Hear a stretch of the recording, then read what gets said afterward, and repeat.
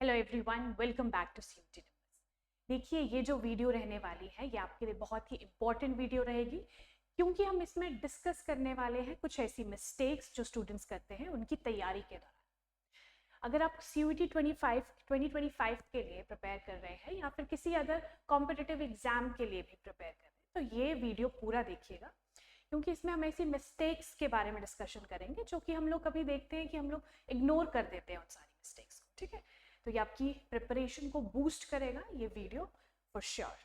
तो चलिए, पहले अगर हम कुछ मिस्टेक 1 की बात करें, इग्नोरिंग द सिलेबस। देखिए, कोई भी आप तैयारी शुरू करते हो तो आपको पता होना चाहिए उसका एक पर्टिकुलर सिलेबस क्या है ना। वो एक मैप रहता है।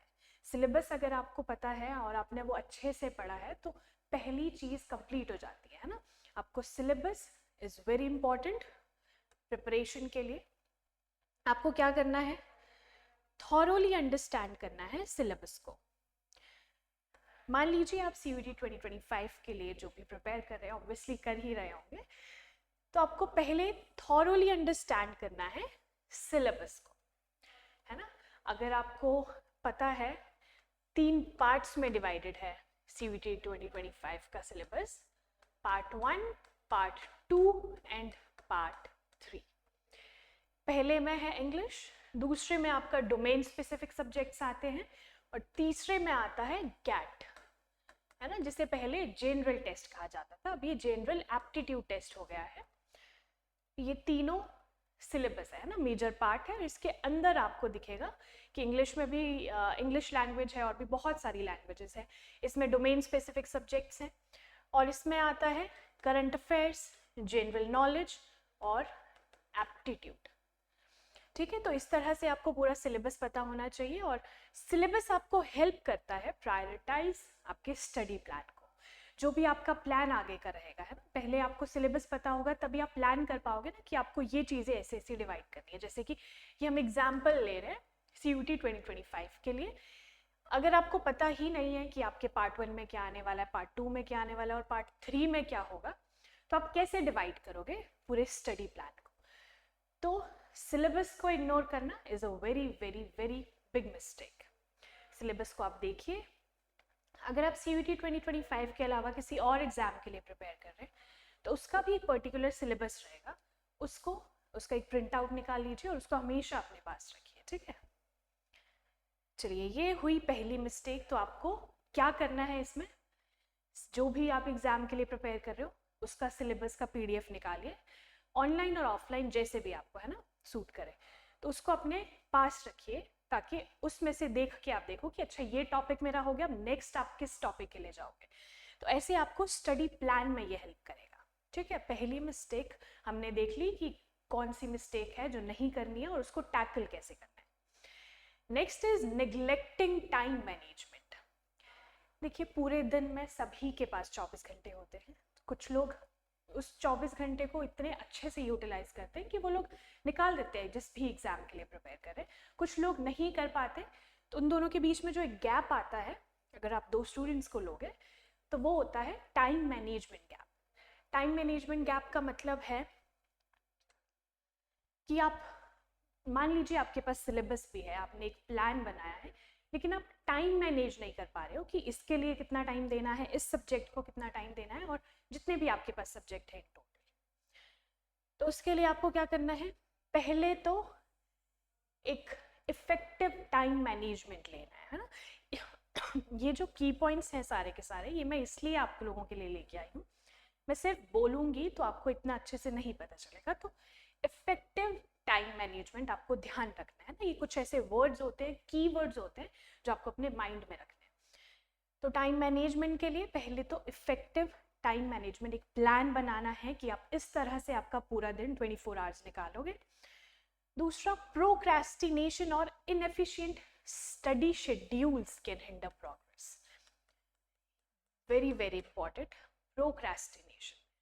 देखिए, ये ह्यूमन नेचर में ही होता है कि चलिए बाद में कर लेंगे, बाद में कर लेंगे, ये आज नहीं हो पाएगा, कल कर लेंगे।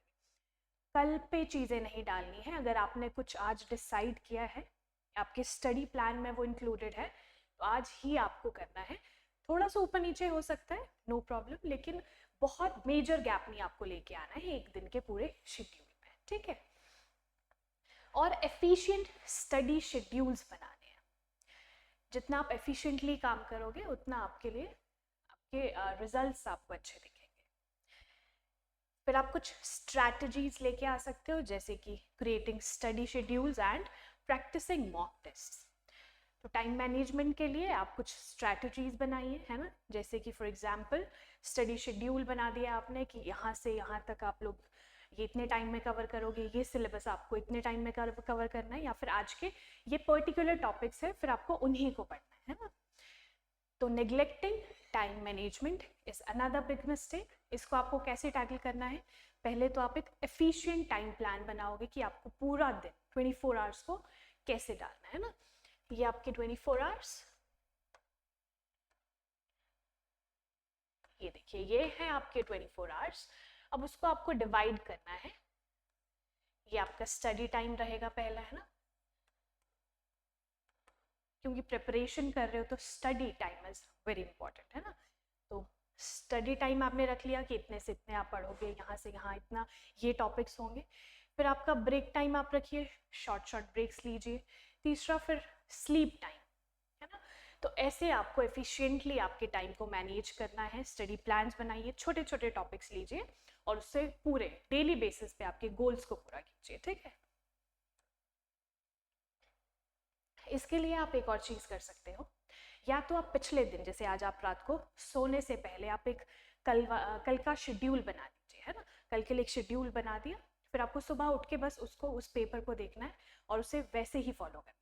या फिर सुबह उठते ही आप ये कर सकते हो कि सुबह उठ के आपने पूरा शेड्यूल, पूरा दिन आपने तय कर लिया कि आपको ये चीज़ें पढ़नी है, इस टाइम पे पढ़नी है, ठीक है।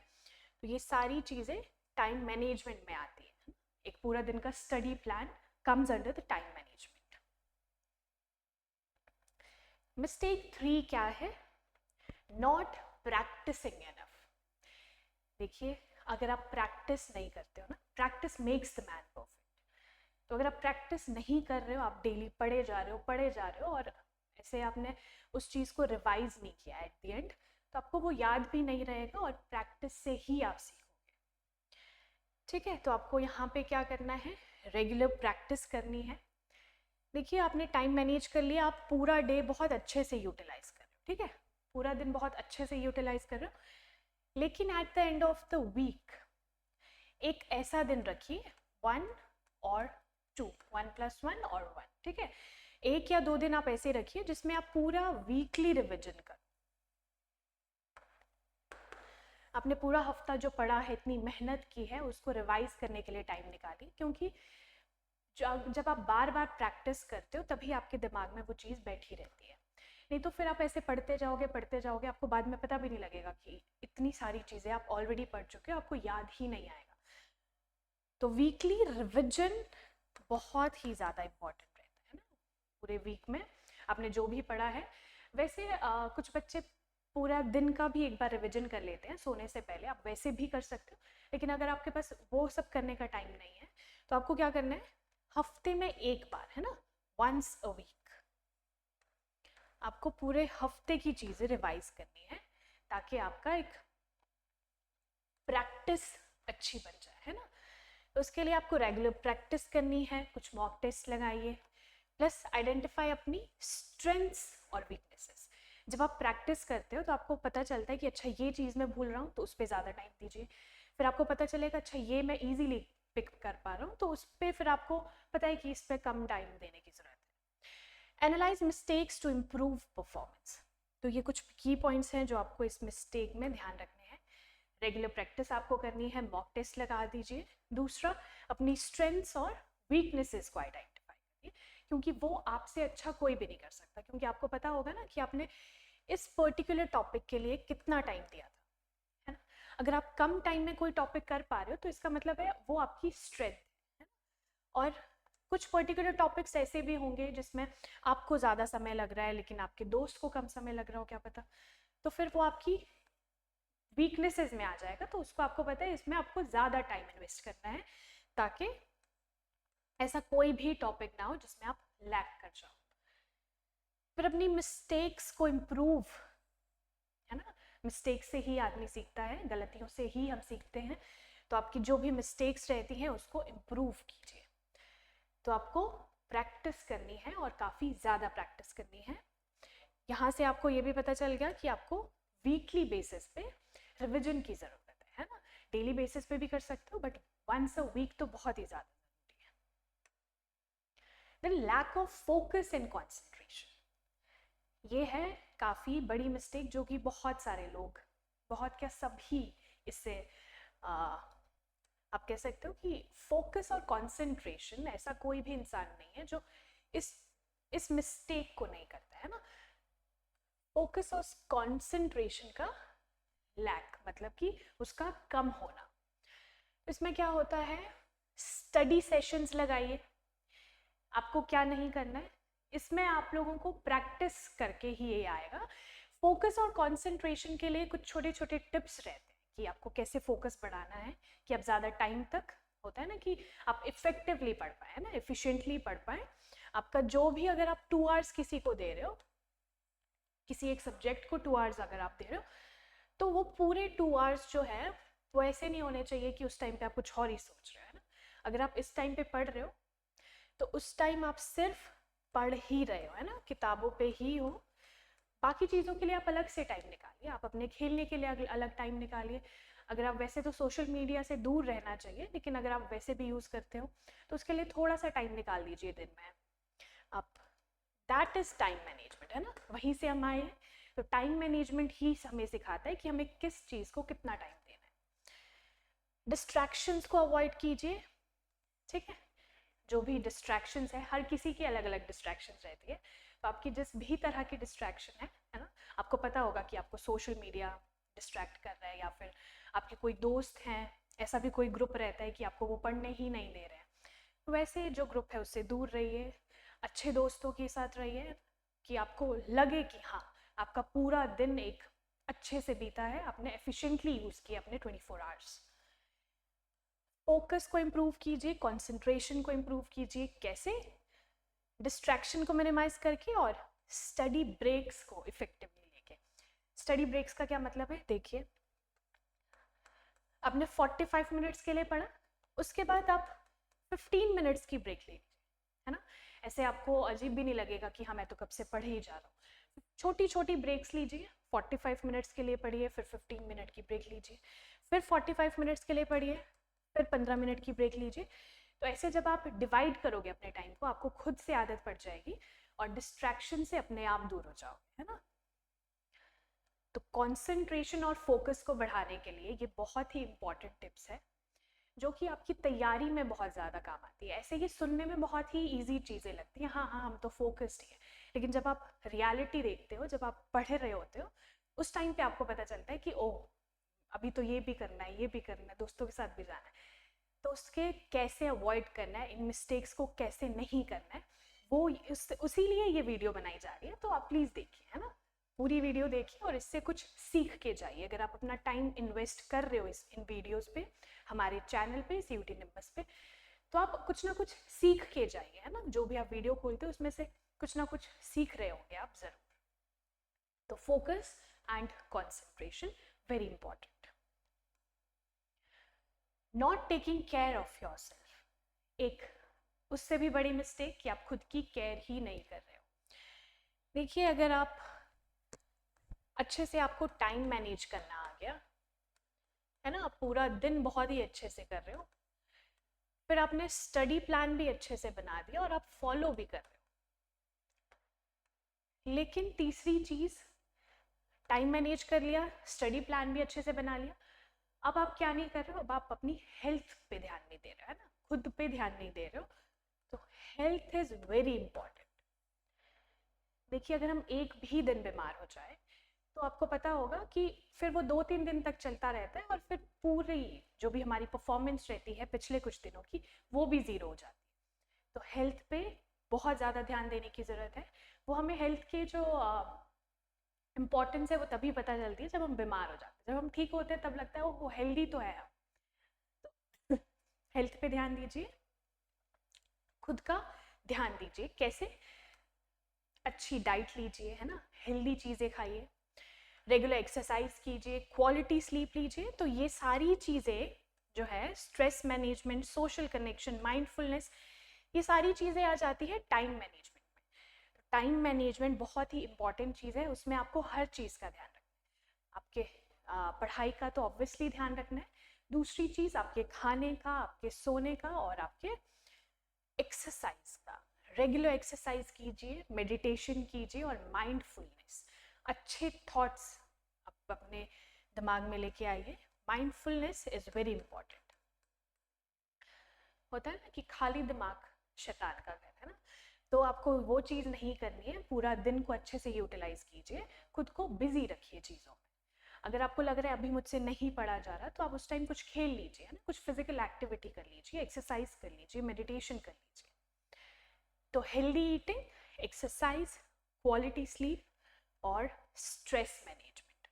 सोशल कनेक्शन भी है, इसमें आप अपने घर वालों के साथ बातें कीजिए। आपको कुछ लग रहा है कि हाँ यहाँ पे कुछ प्रॉब्लम है, आप घर वालों से, अपने सिबलिंग से, अपने दोस्तों से शेयर कीजिए, अपने टीचर्स के साथ शेयर कीजिए। तो ये सारी चीज़ें जो है फिजिकल, मेंटल और इमोशनल वेलबींग का आपको ध्यान रखना है, उसे नेग्लेक्ट नहीं करना है। Understanding the importance of revision. जैसे कि हमने देखा था कि रिविजन जो है वो बहुत ही इंपॉर्टेंट पार्ट है पूरी तैयारी का। इसका रोल बहुत ही इंपॉर्टेंट रहता है। Regular revision helps retain information. हम सभी को पता है कि अगर हम रेगुलर रिविजन करते हैं तो उससे इंफॉर्मेशन रिटेन रहती है, हमारे दिमाग में वो चीज़ रह जाती है। और effective revision techniques like summarising notes, यहाँ पे एक इम्पॉर्टेंट टेक्निक है आपके लिए, दैट इज समराइजिंग नोट्स। जो भी आपके नोट्स हैं उसको उसकी समरी बनाइए, छोटे छोटे छोटे पॉइंटर्स या फिर उसकी छोटी समरी, उसको रिवाइज कीजिए। मान लीजिए आपके पास एक टॉपिक है, उसके आपने 4 पेजेस कर लिए हैं, ठीक है, 1 2 3 4, उसके नोट्स हैं 4 पेजेस के। तो अब आपको क्या करना है, समरी के लिए उसको एक ही पेज में, चारों पेजों की एक ही पेज में समरी करनी है। तो ये होती है, क्योंकि जब आप दोबारा पढ़ोगे, रिविजन आप कर रहे होंगे, तो ये चारों चीज़ें पढ़ना थोड़ा मुश्किल हो जाएगा ना, चारों पेजेस पढ़ना मुश्किल हो जाएगा। तो इसके लिए आपको क्या करना है, जो आपकी समरी आपने छोटे छोटे पॉइंटर्स बनाए होंगे या फिर समरी बनाई होगी, वो आप क्विकली रिवाइज कर दोगे तो आपके लिए भी इफेक्टिव होगा और टाइम आपका बचेगा इस वजह से। Not seeking help when needed, सबसे बड़ी मिस्टेक कि हम लोग, अगर हमें पता है कि हाँ हमें कुछ हेल्प की ज़रूरत है और हम नहीं मांग रहे हैं, तो encountering difficulties during preparation, seek help from teachers, tutors and online resources। आपको अगर लगता है कि इस टॉपिक में, है ना, फॉर एग्जाम्पल इस पर्टिकुलर टॉपिक में आपको कोई प्रॉब्लम है, तो आप अपने टीचर से पूछिए। आप ऑनलाइन कोई चैनल अगर फॉलो कर रहे हो तो आप वहाँ पे कमेंट सेक्शन में उनसे पूछिए, या फिर आपके पर्सनल गाइडेंस है तो उनसे पूछिए। पूछना ज़रूरी है ना, कोई भी प्रॉब्लम है, छोटी या बड़ी, पूछना, ask. Importance of not hesitating to ask for guidance। अगर आप हेजिटेट नहीं कर रहे हो टू आस्क समथिंग, तो आपको पता है कि आपको धीरे धीरे धीरे धीरे कितनी सारी चीज़ें होगी जो आपको क्लैरिटी के साथ पता होगी, है ना। मान लीजिए ये एक पर्टिकुलर चीज़ है जो आपको नहीं समझ आई, है ना, एक आपने सोचा ठीक है इग्नोर कर देते हैं, यही थोड़ी सवाल में आ जाएगा, तो आपने ये इग्नोर कर दिया, नहीं पूछा। दूसरी चीज़, फिर ऐसे करते करते करते करते 4-5 सवाल हो गए, वो ऐड ऑन होते गए, है ना, तो अब तो काफ़ी सारी चीज़ें हैं जो आपको नहीं आती है और आप इग्नोर करते जा रहे। फिर एक दूसरा स्टूडेंट है जिसको पहला ही डाउट आया, उसने पूछ लिया, क्लियर हो गया, क्लैरिटी के साथ आगे बढ़ा। उसको दूसरा डाउट आया, उसने दूसरी चीज़ पूछ ली, ठीक है, उसने हेजिटेट नहीं किया कि मैं कैसे पूछूं, उनको लगेगा ओह मुझे तो आता ही नहीं, तो दूसरा डाउट उसका क्लियर हो गया। ऐसे करते करते जितने भी उसके डाउट्स थे आज तक उसके क्लियर है डाउट्स। क्यों? क्योंकि उसको आदत है पूछने की, है ना, आदत उसने बनाई है टू आस्क, वो हेजिटेट नहीं कर रहा है, तो इसी वजह से उसके पास क्लैरिटी है। तो ये कुछ इंपॉर्टेंट मिस्टेक्स हैं, है ना, बहुत ही इंपॉर्टेंट मिस्टेक्स जो कि आप तैयारी के दौरान करते हो। तो अगर आपको कोई भी सवाल पूछना है इस वीडियो के लिए भी और या फिर किसी और इम्पॉर्टेंट टॉपिक के, तो हमारे कमेंट सेक्शन में आप पूछिए। CUET निम्बस को सब्सक्राइब कीजिए और हमारे टेलीग्राम चैनल को फॉलो कीजिए, वहाँ पे आपको सारे के सारे PDFs मिल जाएंगे। ये जो वीडियो थी ये बहुत ही इम्पॉर्टेंट क्यों थी, क्योंकि इसमें जो भी कॉमन मिस्टेक्स हैं जो कि बच्चे अपनी प्रिपरेशन के दौरान करते हैं, जैसे कि आप देख पा रहे हो, ये सारी की सारी मिस्टेक्स हर कोई करता है ना। तो ये सारी मिस्टेक्स आपको नहीं करनी है और हमारे चैनल को फॉलो कीजिए, अपने दोस्तों के साथ शेयर कीजिए। दूसरा, इन सारी मिस्टेक्स को आपको